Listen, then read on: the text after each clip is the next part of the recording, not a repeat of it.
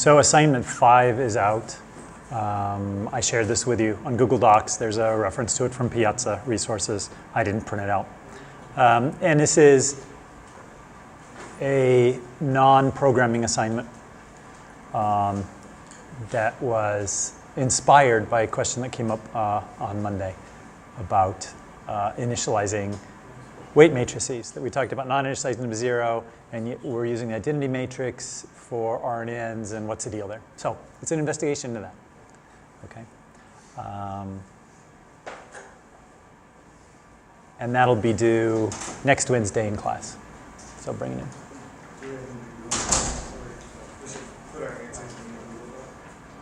in. No, this Google Doc is not for, in fact, let me just make sure.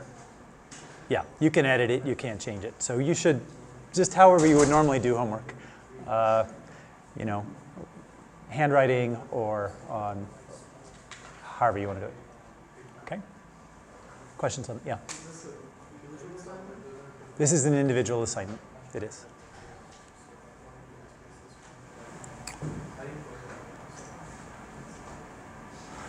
Okay, so something I'm trying today, by the way, so I have been very happy with OneNote, which I'm using, which is giving me what I think is much better drawing capabilities.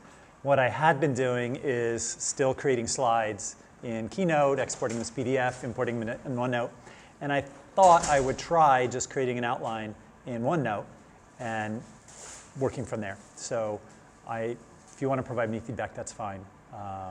As we finish with today. But it's an experiment, and we'll see how that goes. And the projects, I noticed there are about 5 groups that have signed up for projects now. So that's great. I've talked to a couple of you in particular about what you're planning on doing, and that's fine. Those of you with whom I have not yet talked, please see me after class or sometime this afternoon, just so I can be on the same page as to exactly what you're doing. Okay? We left off on Monday talking about memory cells, these gated cells, where we could control when something gets written into the cell, and then it just maintains, and then when it gets read out from the cell. Right? And the 2 types were LSTM and GRU. LSTM standing for long short-term memory, and GRU for a gated recurrent unit. So the GRU, back up. So the LSTM has these gates. One gate is the forget, right? So that controls how much of the old value gets propagated to the new value. Another is input. So that controls, what does it control?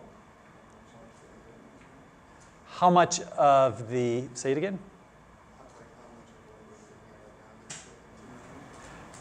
Basically, how much of what gets looked at now, that is the incoming X and H, is going to go into the memory. And then finally, yeah, the output. And so how much is going on of that memory is going into the next. The GRU has only 2 gates instead of 3. And so for that reason is going to be quicker, right? There's less to learn, fewer operations to do, fewer weights to learn. So it's sort of a trade-off. There's a little more power that you could do with the LSTM, but it's often easier to train the GRU. So people just kind of, I don't think there's a disciplined approach to choosing one or the other. Right? That's one of your hyperparameters is choosing which of those cells you're going to use. But in general, you use one or the other. You don't use any of the non-gated versions because it's so hard to train over long time periods, okay, to push that gradient back. And the key thing to remember is that we have this straightforward right,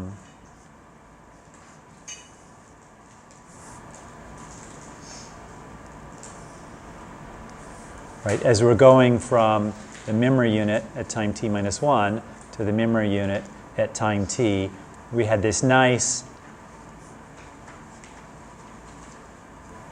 we're just multiplying by f. Right? We're doing some other stuff too, but we're multiplying by f, which is the value of the forget gate, which means we can pass our gradient from time t to time t minus 1 for the memory. And if f is 1, totally unchanged. So we'll just go all the way back with no exponential decay. Any questions on Monday's topics? All right, so I think we talked very briefly about a deep RNN, but let's talk about it a little more. So we have found for deep learning, right, that having a succession of layers, each of which does a weighted sum and then a nonlinearity, that can be very powerful, right? Theoretically, we could do everything we wanted with one layer. The problem is we need an exponential number of neurons to approximate whatever function we're looking at. So these multiple layers are very good. And what they tend to be doing, like we saw with CNNs, is we're learning higher and higher level features. With an RNN, we've got this very simple setup, right, where we've got a single, ignoring for a second an LSTM or a GRU, but a single weighted sum and a single nonlinearity as we go from step to step to step. So we're missing out on some of the richness that we can get in a deep network. And in one sense, we have depth because we have a depth in terms of sequence, right? But we don't have depth in terms of independent layers of a neural network. So the idea is, if the sequence is going horizontally, then let's have depth go vertically. So what we'll do is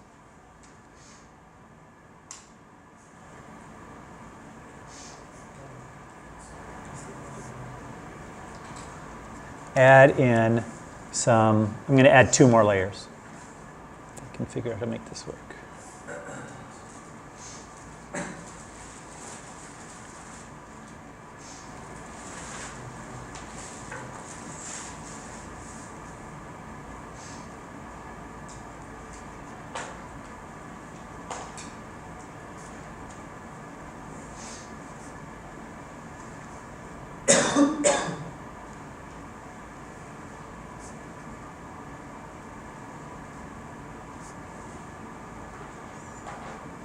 What other arrows do I need?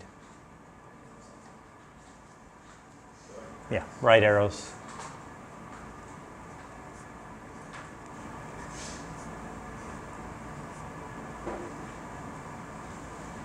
Well, sorry, these are really dot, dot, dots here.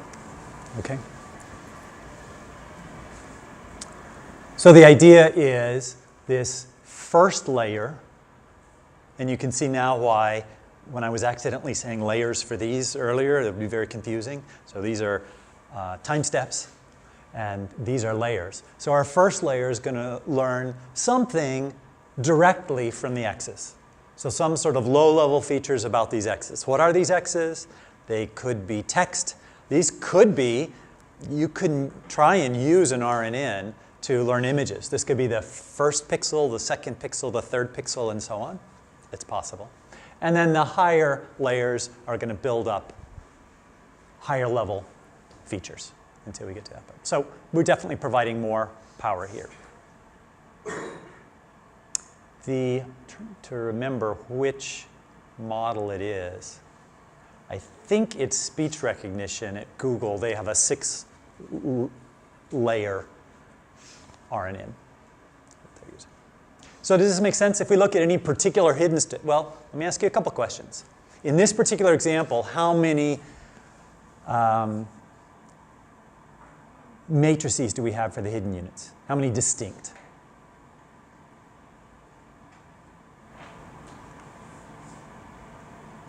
3 for any one layer and independent 3 for each of the layers. Okay, so let's go through here. Let me just mark. So 3 for each, so for the first layer we have 3, and the 3 are? The one from X going to the HFE. Okay, fair enough. So we have W, HX. The one coming from the previous layer HFE minus 1 to the HFT. Okay, so that'd be WHH. and then the Y being orange. Okay. Yeah. So we have 3 here, and then we have another 3 here, and another 3 here. So every layer is going to have its own independent weights, right, which makes sense. Yeah.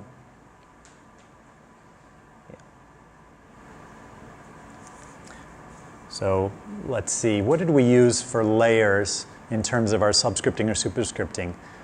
Paren 1 means instance, training instance 1. Are we using, would we use subscripts?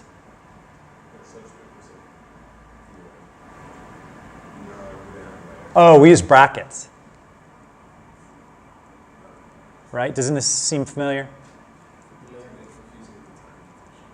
For layers? It is, it's confusing for what? Oh, because I guess the way that you time, so. Yeah, the time we use angle brackets, and here we use square brackets. So we have a distinct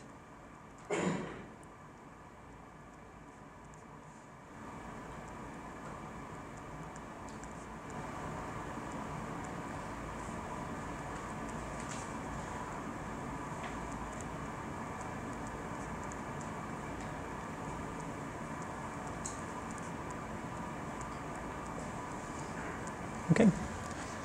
So if we look at any particular hidden state here, right, we're going to be getting input from our previous hidden state and from our output of the previous layer, right?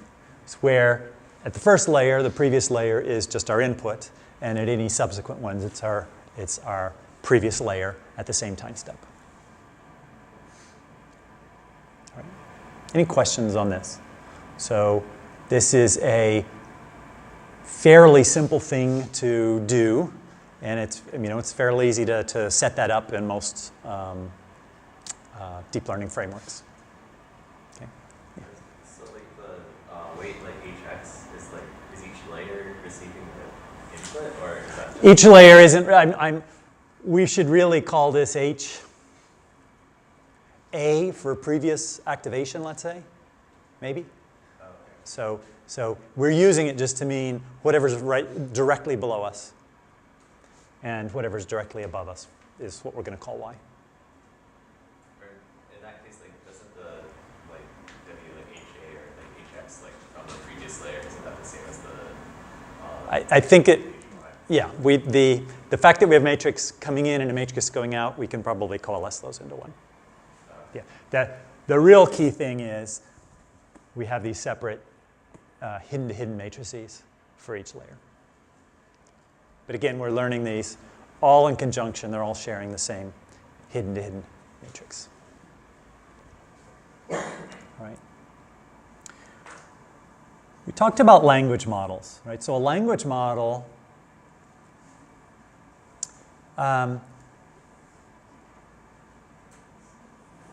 estimates the likelihood of a sentence, right? So if I say the orange tastes funny, if I look at sort of all sentences, we have some probability of this sentence. Or sometimes these probabilities are conditioned on something else. So maybe we have an incoming fringe sentence, and then we look at the probability of this as its translation. And there are lots of other sentences which would have varying other probabilities. Okay? If the incoming French says, hello, my name is Pierre, then the probability of this as its output, we'd hope would be low. Right? If we can estimate the likelihood of a sentence, then we can also estimate conditional probabilities based on previous words. So we can look at the probability, basically, that we have the orange,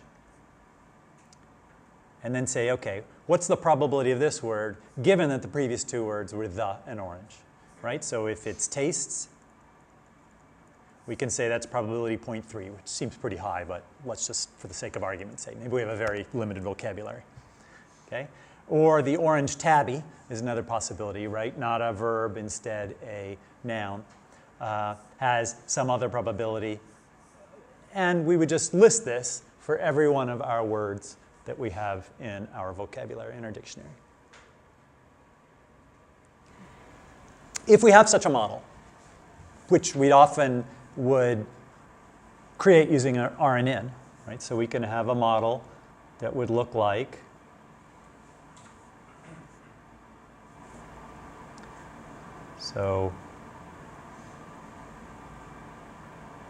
angle brackets, yes. So we have x1, and we're feeding in the, and then x2 is orange.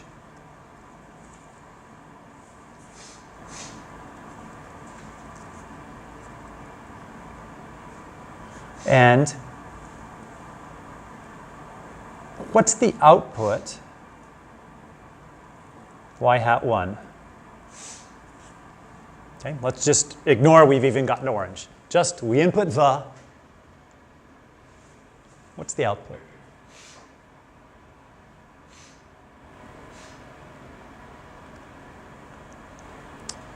Okay. The conditional probabilities of every word in your dictionary, given that the first word was the. So this is basically going to be a softmax with the probability of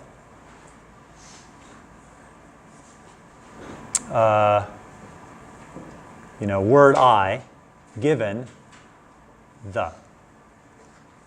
Right? So we'll have for every single word in the dictionary, what's the probability of that word, given that we put in a the. And then, if we pass in the and orange, then this is going to be a softmax with the probability of every one of our words given the and orange. Okay, and so however long we run this, we can get a larger conditional, a larger conditional probability. Okay, longer condition. So we've got this model, we've trained it, it can do this. We train it on Dickens or Shakespeare, and now we want to produce some faux Shakespeare. Okay? So we want to see, we could just do Shakespeare from nothing, but commonly what you do is provide some seed text. So let's say we want to say, okay, we want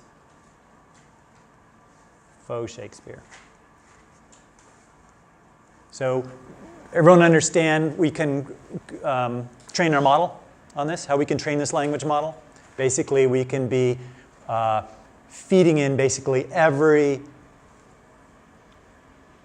work of Shakespeare such that it's learning these conditional probabilities.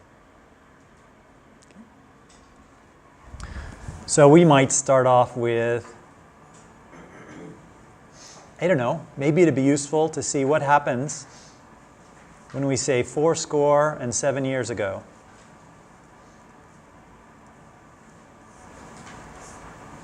Okay, so this is our initial text. So this is the Shakespearean Gettysburg Address it's going to be. And so we can now feed into an RNN each of these words, and, 7 years ago, and then what we're interested in is, what's the next word? Okay. Well, we have out our probabilities, right? Our conditional probabilities, given that we had these 5 words. What is the probability for every word that it is the next word? So we want to generate this text. What word do we choose?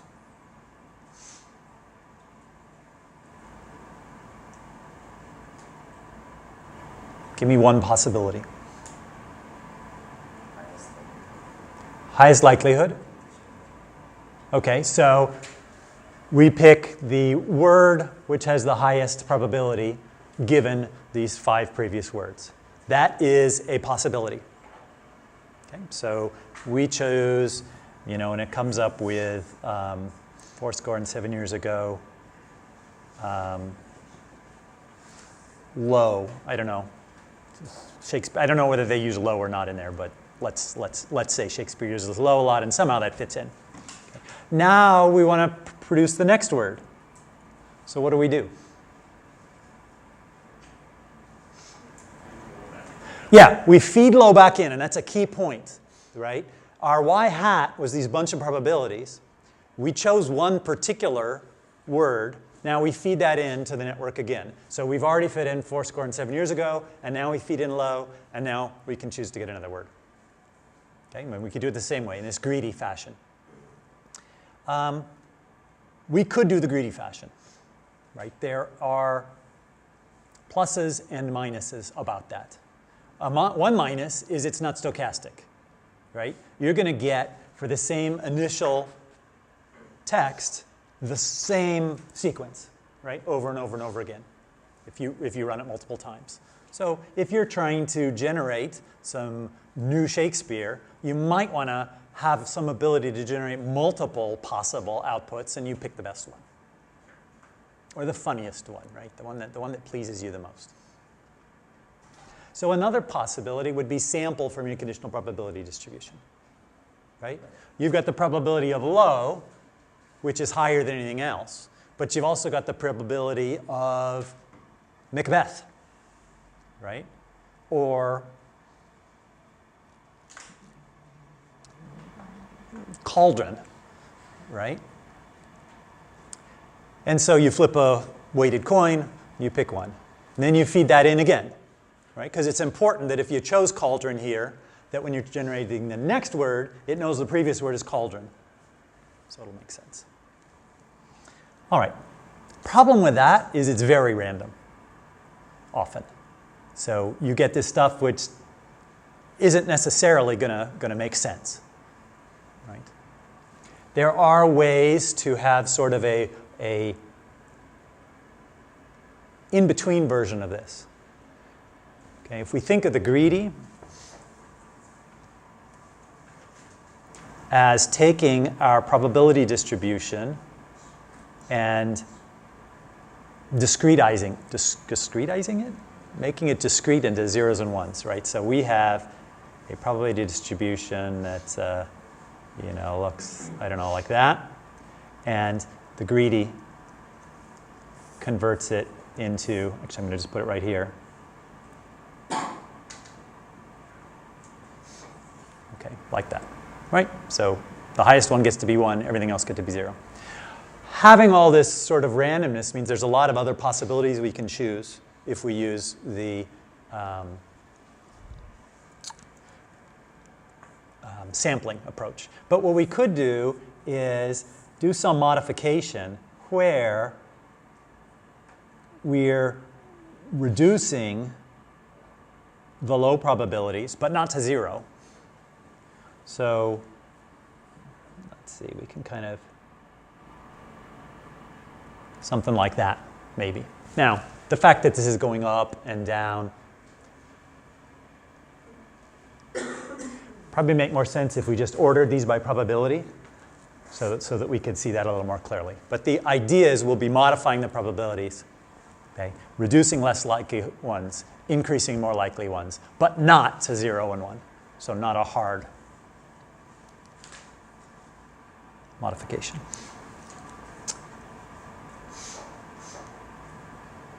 Another problem with the greedy approach, besides the fact that we always get the same result, and that might be seen as a feature, not a bug, is we might not be ending up with the best translation.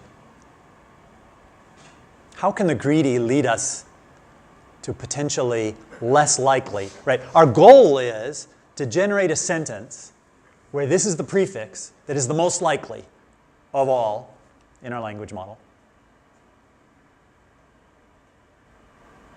How can making a greedy choice lose that? Brendan. The most probable next word, but not like the most probable next 3 words. I think that's exactly it. Not the most probable. It might be the most probable next word, but not the most probable 3 words. So let me give you an example. Let's say we have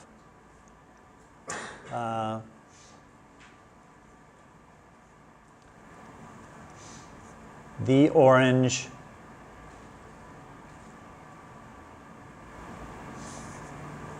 I'm going to just say juice is very high, right? So that's going to be equal to 0.45, and we'll take this down to 1 or something. We'll take them, to 0.1. We'll take these down such that we sum to 1.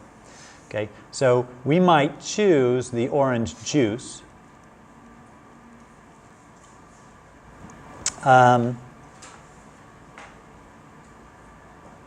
it turns out, so there's a lot of sentences that start with the orange juice, right? So we have a variety of different sentences. And we have our probability of the entire sentence.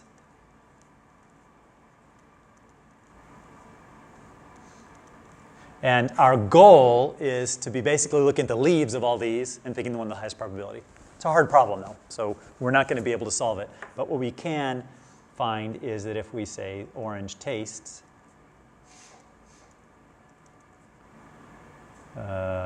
like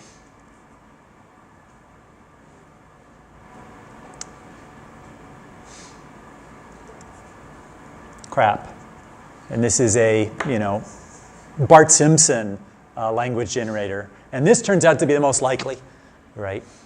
So knowing only that we have the orange, juice is the most likely next word, but the orange tastes like crap is the highest probability.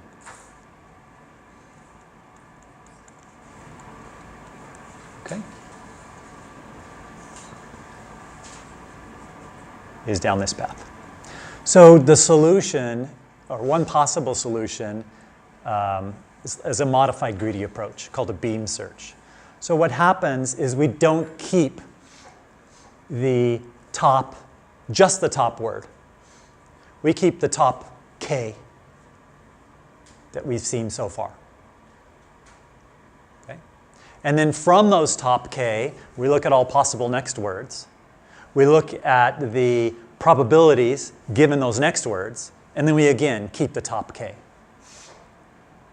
So K of 1 is just a greedy search. You keep the best one you've got so far, and you go from there. The beam search,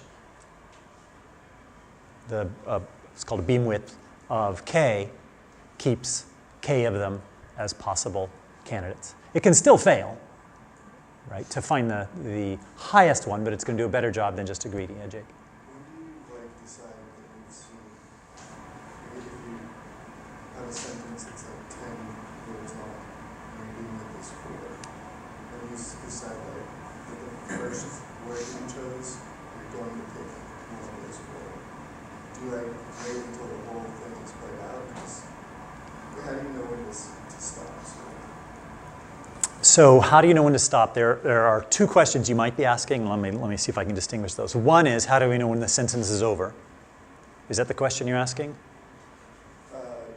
And the second is, we're considering, we have these potential candidates. When do we finally decide one of them? Yeah.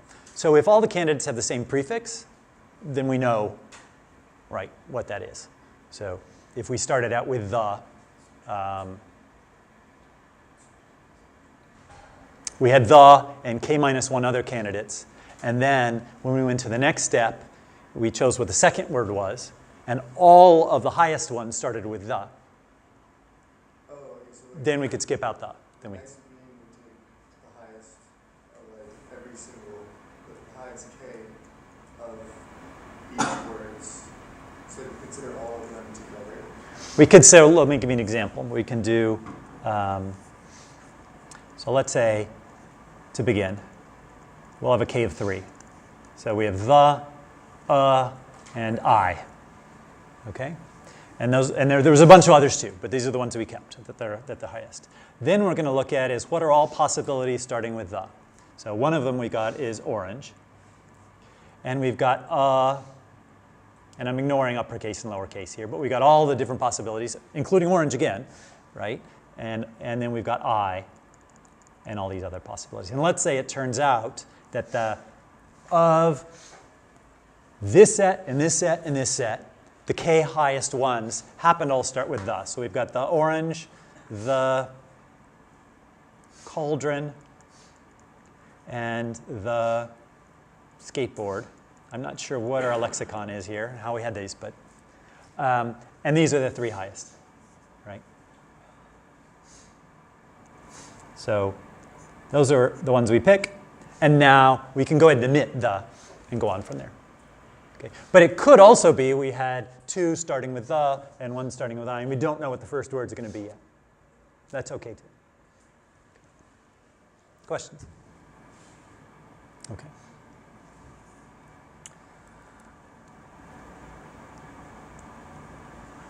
We haven't talked in detail about how we're actually, hold on a second.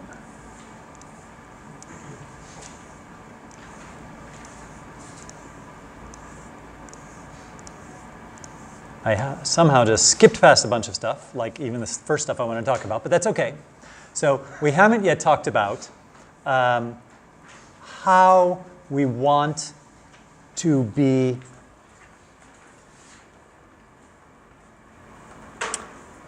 inputting words. We talked a little bit about using a one-hot encoding, so let's just actually look at that to begin with.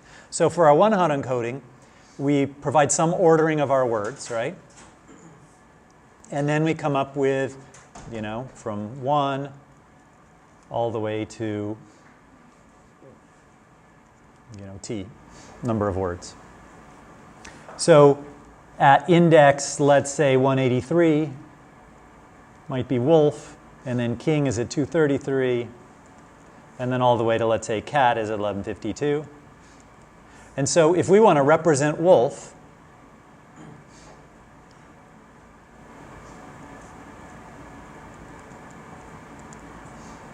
it's equal, basically find its index, and then use a one-hot vector for that index. So this would be O sub 183.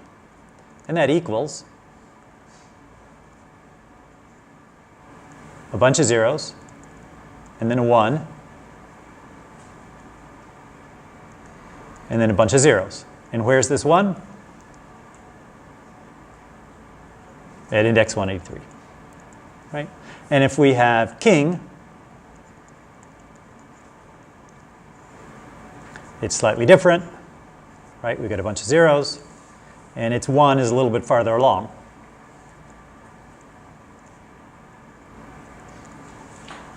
So this one is at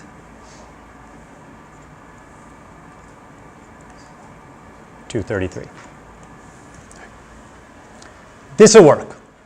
We can feed this into our R and N, and it'll work, but not as well as it could.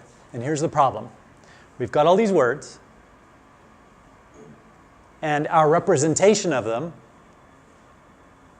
there's no relationship between any word to any other word, right? King and wolf, well, maybe they're, so dog and cat, let's say, they're just a 1 in a different spot, and that's all. When there's probably some relationship between dog and cat that it'd be nice to know about. So we could encode in a different way. Imagine for a second that we had just a bunch of features to look at. Let's say you played 20 questions, right? So 20 features that you get from 20 questions. Well, that's not quite fair because in 20 questions you change your questions based on preceding questions.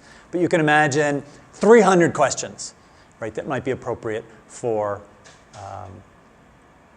20 questions. But what's more, not only do we have just a 0 or 1, you know, yes or no, like in 20 questions, you have a gradation. You can have a value, a real value in there. So let's look at an example. We're going to just look at a subset of our words here. And we want to look, for instance, at, we have a domesticated feature. Okay? Coming up with these features, what's called feature engineering, used to be a big part of machine learning and continues to be outside of the deep learning space, right? Where you have to figure out, I've got this raw data, what is important stuff to pick out of it? The beauty of deep learning when you do this end-to-end learning is it learns all this for you. But let's assume we're doing this feature engineering for words. So we might say domesticated is important. So how domesticated are dogs? They're 0.99, I'd say. They're really domesticated, right? Cats, if you've ever had them, less so. 0.8. Fish, I don't even know what the answer to that is. I don't know. Wolves are not so domesticated, and lions also not so much. And kings? They're less domesticated than serfs, I would say. So we'll put it at 0.4, maybe. And then we got human. So dogs actually do think they're human sometimes, and cats don't even know what humans are. Fish, not so much. Wolf, not much. Kings are pretty human, but maybe not 100%, right? And we could do the same thing for everything. So dogs, yes, they bark. Cats, don't bark. Fish, rare fish bark. Wolves, they don't actually bark, do they? They more howl. But I'm going to say they bark for the sake of argument here. Okay. Kings, again, some of these don't make a lot of sense for particular words. Okay. And we can come through and fill out the rest of this, right? If we have a large enough set of features, right, so imagine we have 300. Then that might be enough to capture every single word, right? No two words would have an identical set of features. And so what we could look at is the column. This is a vector for fish. We'll call this the embedding vector. So E sub 732, or we could just say, let's say, E sub fish equals that vector. So instead of having if our dictionary is 10,000 word, a 10,000 long one-hot vector, which is terribly sparse, we have a very dense 300 long vector. Does the concept make sense? And the nice thing about this is there's now, assuming we've chosen this all right, some relationship between related words. Okay. We can look I'm just showing this in a 3-dimensional space, right? We've actually got a 300-dimensional space. But if I look at various words, right, king might be here, and dog might be here. Which do you think wolf is going to be closer to, dog or king in our 3-dimensional space? Dog, because it shares a lot more of the vector values. It's close. So we'll have, let's say, wolf over here. And cat, I don't know whether it's closer to dog or closer to lion, but it doesn't really matter. Let's just put, let's say, cat over here and lion over here. And everything fits into this 300-dimensional space. And we can now look at distances to get some idea of how closely related words are. Does that make sense? Okay. There's more that's really cool. And that is it's possible, and the first real interesting embedding work came out of Google called Word2Vec, and they came out with this just vector manipulation of words to come up with new words. So what they did is looked at the difference, this vector here from dog to wolf, okay? And noted that the vector from cat to lion is similar to the vector from dog to wolf. Which basically mean what they could do is they could take take wolf minus dog, right? And that gives us this blue vector here, and add that to cat. And really this should be E sub cat, E sub dog, E sub wolf. right? Because those are our 300, our embedding vectors. So this gives us the difference between wolf and dog. And if we add that to cat, and then look where we are in space, guess where you are close to? You're close to lion. Okay? So this is approximately E sub lion. And they could do various stuff like this, like singular to plural. Okay? Like, and this is really, this is like your SAT analogies, right? A is to B as C is to, and they give you, you come up with D. So,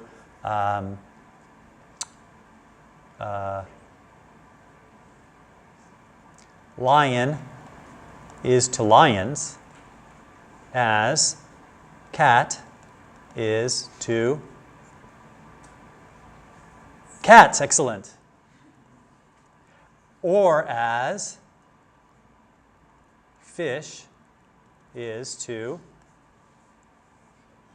fish. Or, child is to children. Because the difference between child and children pretty much is just one's plural or the other, right? And so you can imagine there can be a feature which is just plural or singular, and that's the difference between those two. And so that'll take you between any singular to plural differences. Go one in the plural direction, right, in that dimension, and that'll take you where you want to go. Makes sense. Okay. How do you learn these embeddings? Well, you need a big matrix, right, is what you're trying to end up with. You end up with this big matrix, which is how big? In one dimension, it's the size of your dictionary, the number of words. And in the other dimension, it's the size of your embedding. Right?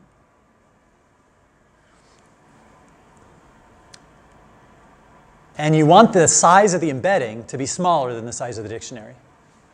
Because we're going to try to force our neural network to learn common features.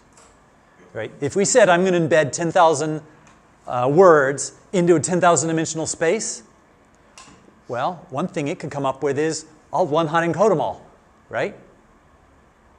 Yeah. When you say embeddings, do you mean the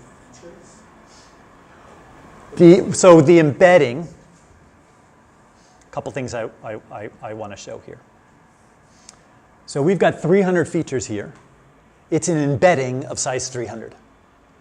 Okay, so and another way to say that is we're embedding into a 300-dimensional space. Okay, which I'm just showing us 3 dimensions here. I could easily show the other 297 dimensions, I just choose not to. So what an embedding matrix is basically this.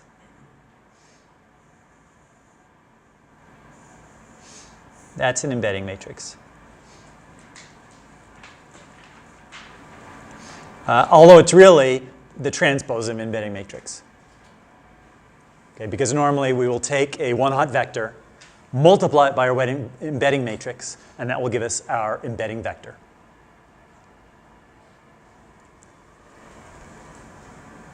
So our embedding matrix, we have the number of dimensions times the number of words.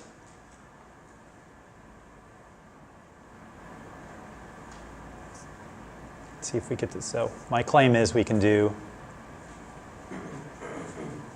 Now, we'll leave it just as it is, and we'll put the matrix on the left-hand side.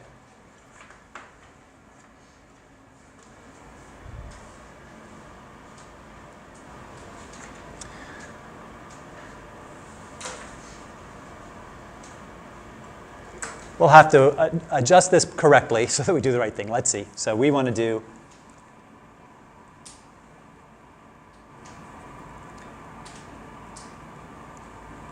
we want this to be size 300. Yeah. Our incoming is size 10,000. And we want to multiply by a 300 by 10,000 array, right? So this is our one hot. Yeah. Yeah. On the left, should we just feed it back to itself? Restart the column. That's what I'm just convincing myself is we don't want the transpose. We just want this. Okay. And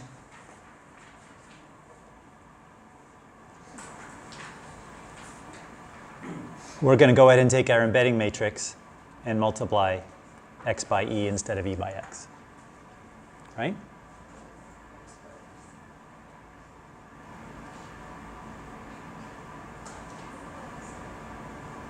Do x by e and transpose. Let's see. E by x is exactly what we want. Yes. So let me use my eraser.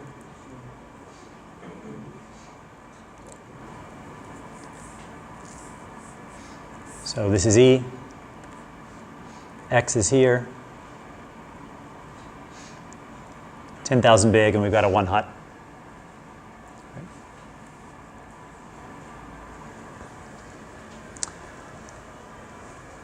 So first, we'll just create a random embedding matrix, right? And then I'm going to try and train this embedding matrix.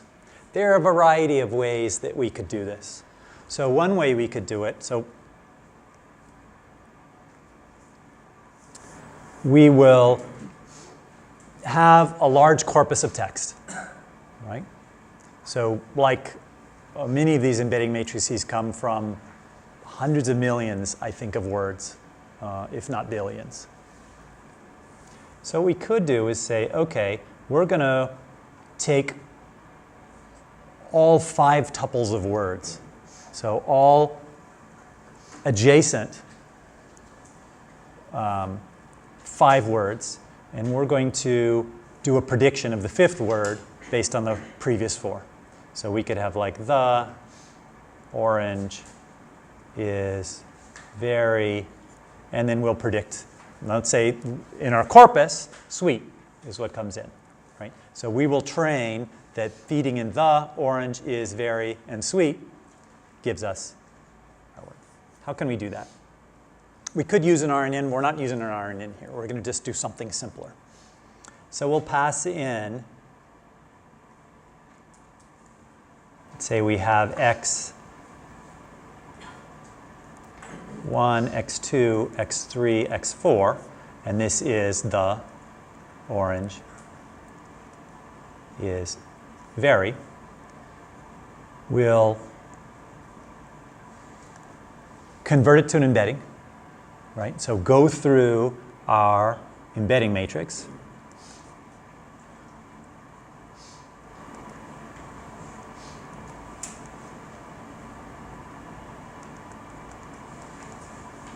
And then feed this into a fully connected layer. And then feed this into a softmax. Okay? And it's key that every one of these embedding matrices is the same. Just like we duplicate the convolutions or duplicate the WHHs for every one of the time steps. And so when we feed in the orange is very, our training example, the Y is going to be sweet. And then we might have orange is very sweet today, right? So we're predicting today from orange is very sweet. We continue on like that. So it's going to learn some things, right? It's going to learn, like, imagine we have a large corpus of text. It's going to see sort of orange and apple, and find sometimes that juice works well for both of those. And so it'd be useful to have some commonality to capture between orange and apple that reflects the fact that juice could be next. So there'll be an update to the embedding matrix to reflect that.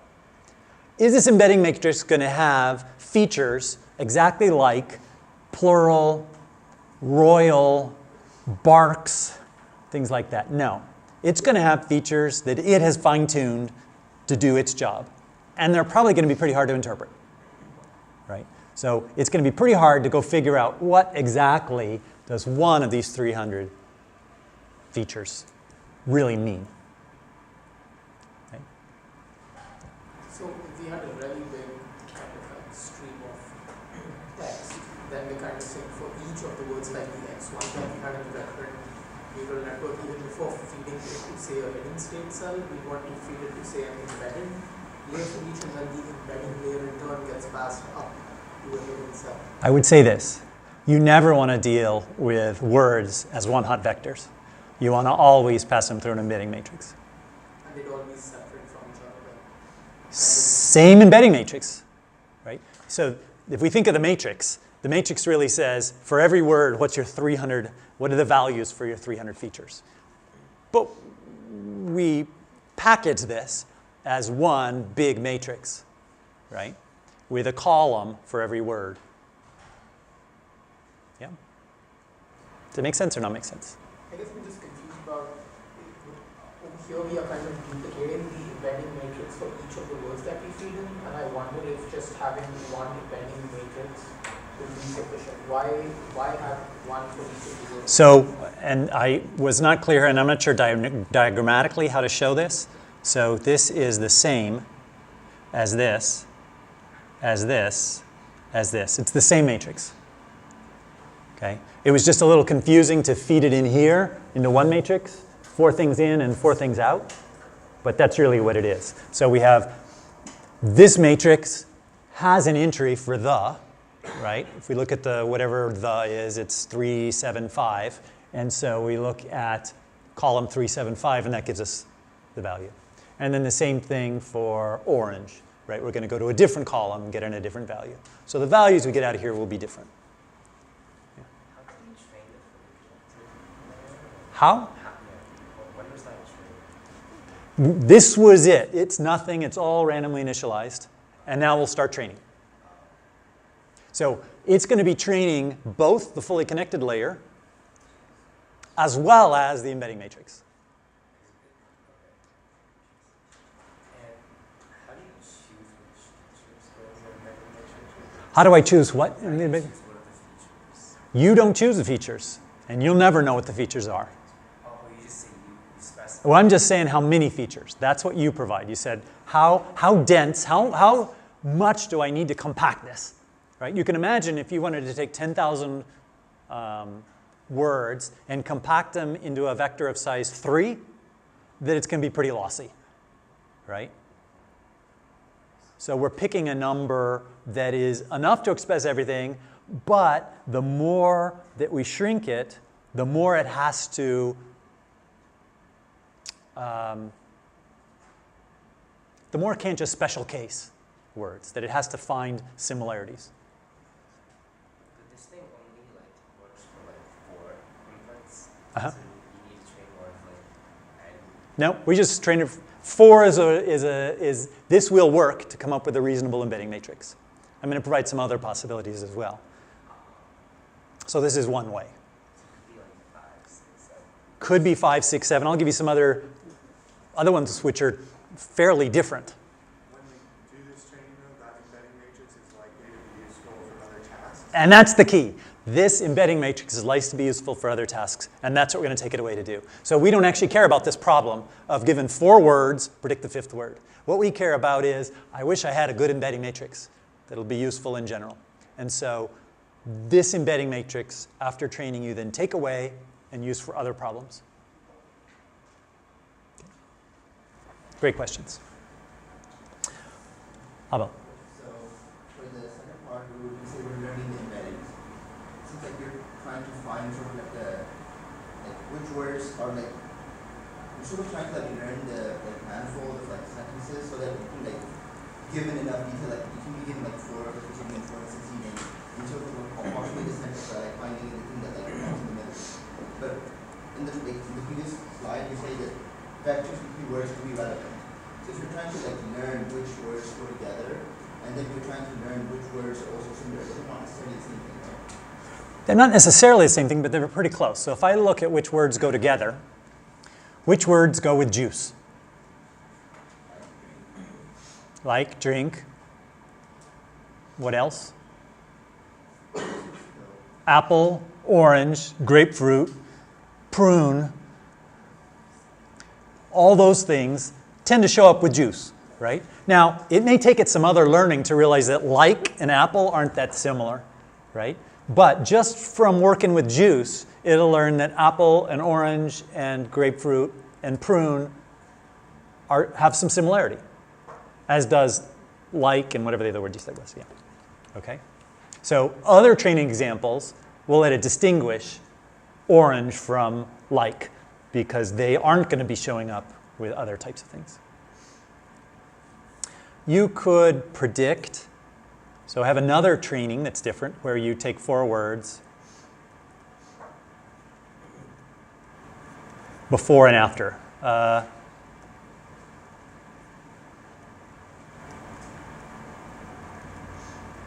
don't know, that's just making a sentence, right?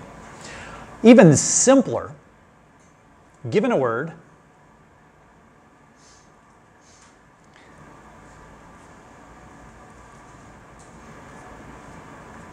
so let's say we're going to take this. Okay? This is going to be our word that we're taking. Predict a nearby word. Okay? Within, let's say, 5 away, or 10 away, but let's say 5 away.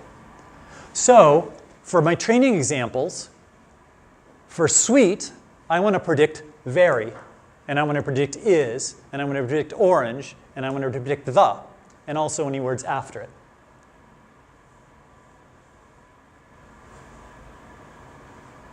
And it turns out this is really fairly useful.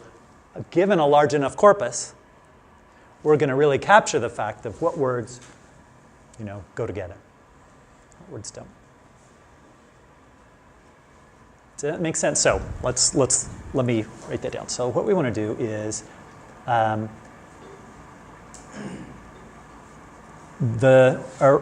orange is very sweet.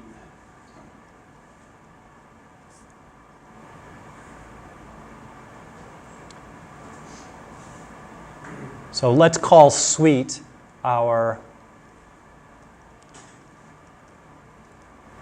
context, and then every other word is going to be our target. So this will generate sweet goes to very, and sweet goes to is, and sweet goes to orange, and sweet goes to the. So our neural network is going to be simpler, right? Our neural network will have how many words as input?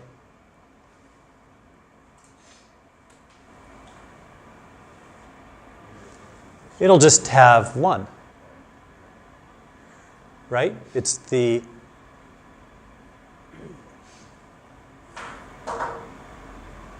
yeah. Okay. Another approach you can do is actually create a full language model. That is, create an RNN, sort of from scratch, that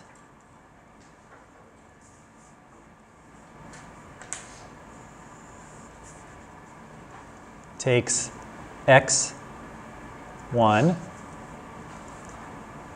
and x2 and spits out y hat 1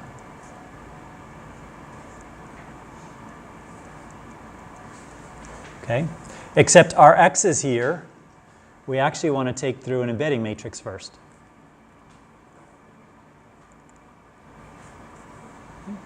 So we're not feeding in 1-hots, or rather, we are feeding in 1-hots here.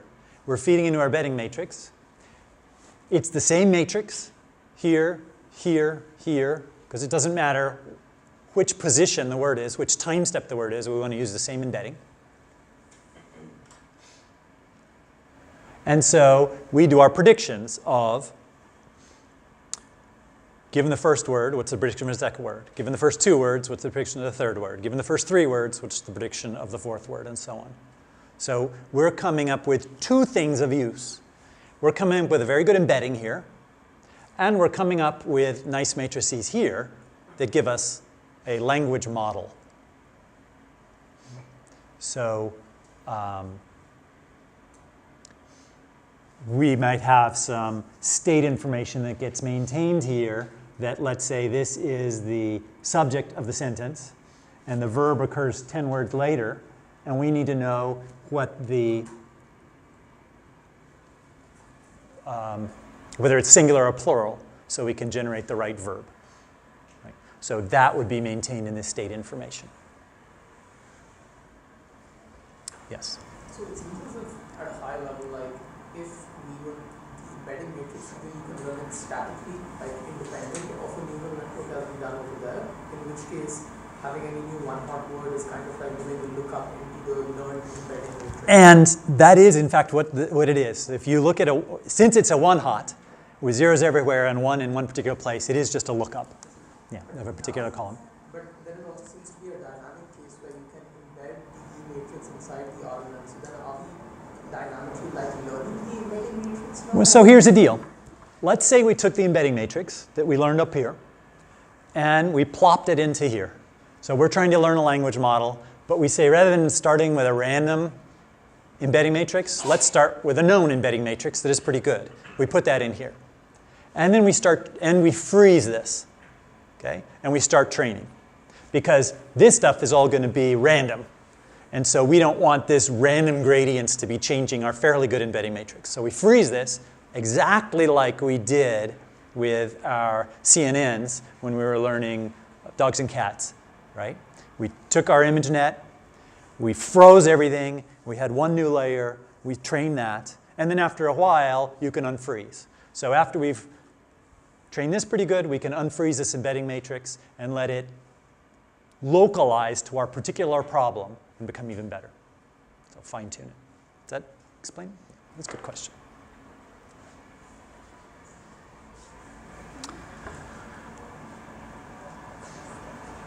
Okay. So where do you get pre-trained embeddings? Google was the first. They came out with Word2Vec. Okay. And so this is just downloadable and available. You basically get what all the words are. You get the entire dictionary, and you get the matrix. GloVe, Global Vector for Word Representation, came out, I think, a year or two later. And then Facebook has a version called FastText, which is actually available in, I think, many more than 100 languages. So certainly in English, but most other languages as well.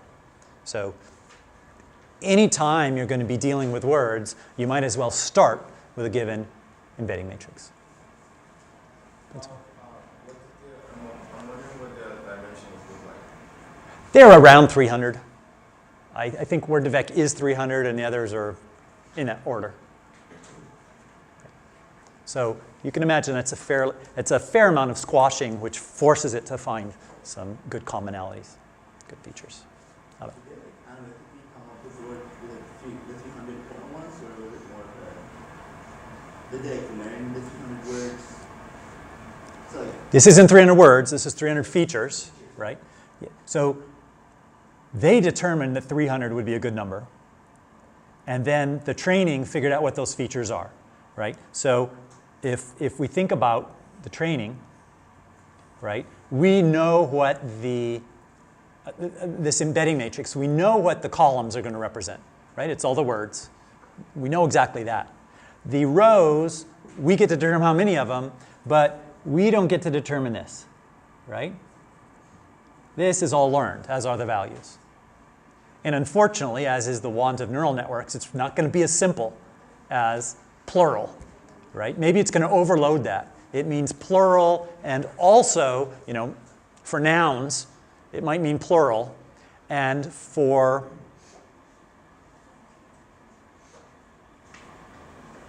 other words, other types of things, it might mean something different. So you can imagine that that could be overloaded, right? Yeah. I guess at a very high level, how do you know like the correct things to learn? Like what governs like the mechanics of like knowing correct 300 features to learn? It's all gradient descent, man, right? It's backpropagation. So, gee, it'd be nice if this were giving me a slightly different number, right? How does this parameter change? It feels sort of like magic, but on the other hand, CNNs did too, right? So it's totally different type of solving problems than traditional computer science, right? Create your data, create your architecture, create a loss function, and away you go. Are the embedding matrices for different languages, do they have like any like similarity or like patterns? Do the embedding matrices for different languages have any patterns? I don't know the answer. I mean, it makes sense. You know, might you have similar vectors for singular to plural or things like that? Yeah, I don't know.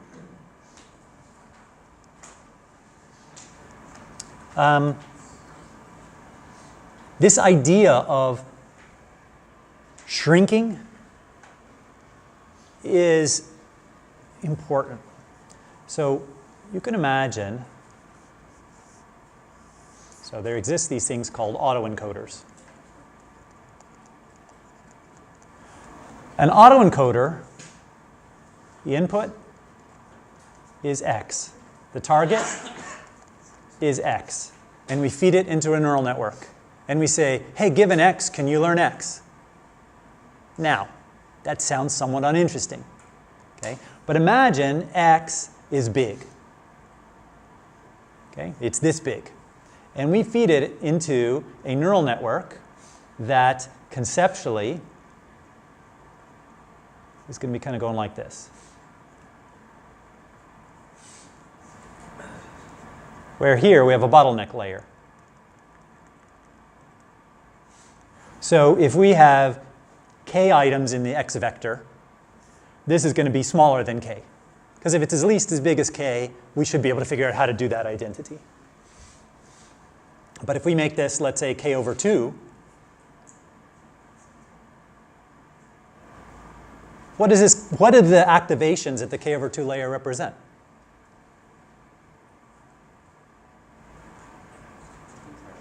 It's a compressed version of x, right? So the activations here are a compressed version of x.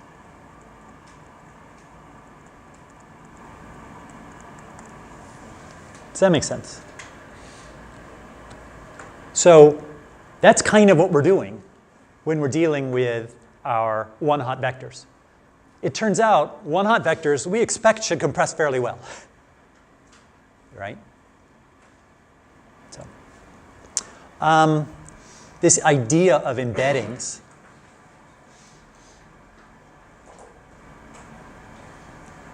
go forward just a bit, are useful for any categorical data. So, let's imagine a different problem. This is one of the Kaggle problems. Google Store, all right? So they provided the data from the Google Online Store. And the goal was to try to predict sales. So you get given a bunch of information, including like a visitor, like when they came, where they were from, everything you can get from analytics. What operating system they were using, what browser they were using, and on and on and on, right? All the information there is.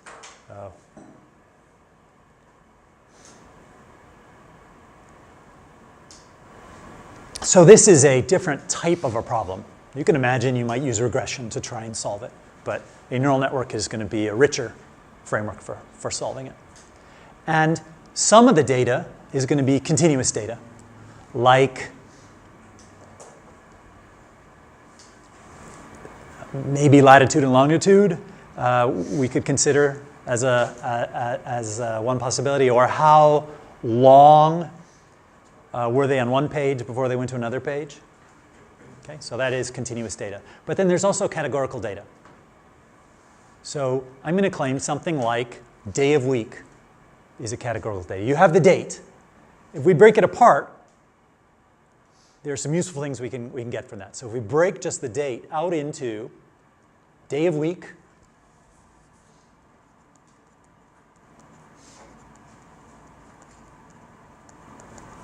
a year, a month, day of month. So if we look at Monday, Tuesday, Wednesday, Thursday, Friday, Saturday, Sunday, one way to represent that is a number between 1 and 7, right? But we can one-hot encode that, actually. So we can do, let's say, Sunday is 1, 6. And Monday is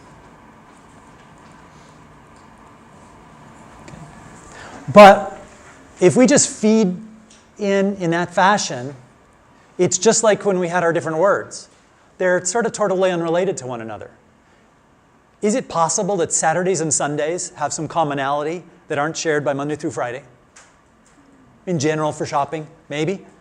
Yeah.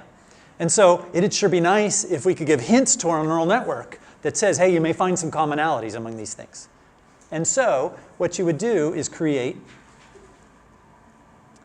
an embedding matrix with how many features? Fewer than 7. Let's say 3, right? We'll take, let's say, the max, the min of the number of categorical values divided by 2, and I don't know, 30 or something. So if we have some huge number, if we have 1,000 values, we're not going to use an embedding matrix of 500. We use embedding matrices of like 30. So we take these 7 values, right, or our vector of 7 values, and we convert it to a vector of 3 values.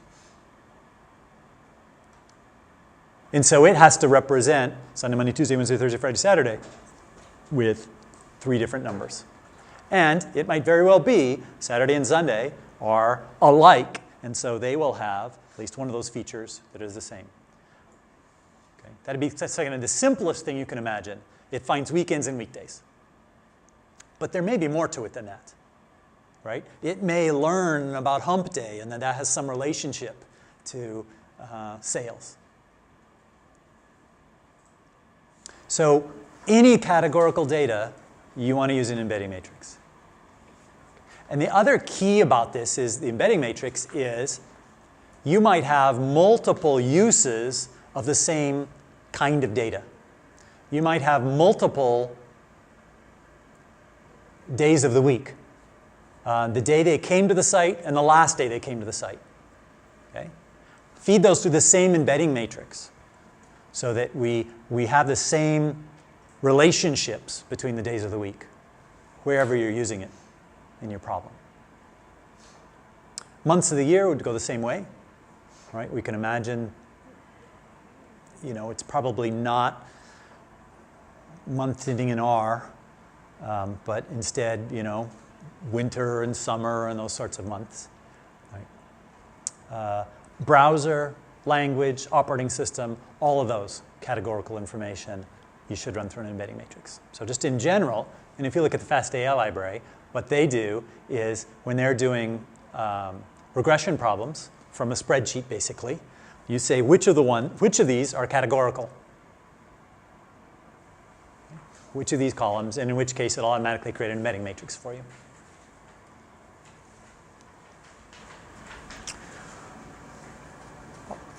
All right, there was one more thing I wanted to do with embeddings that I guess I will do on Monday, and then we will finish up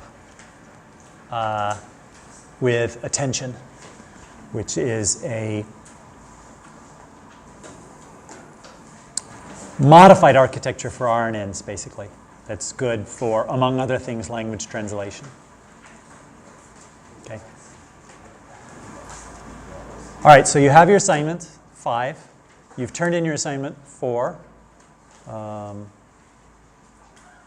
And I have project information from, I guess, those of you who are doing projects, and those who I haven't talked to, let me talk to you so we can talk about what exactly you're going to be doing.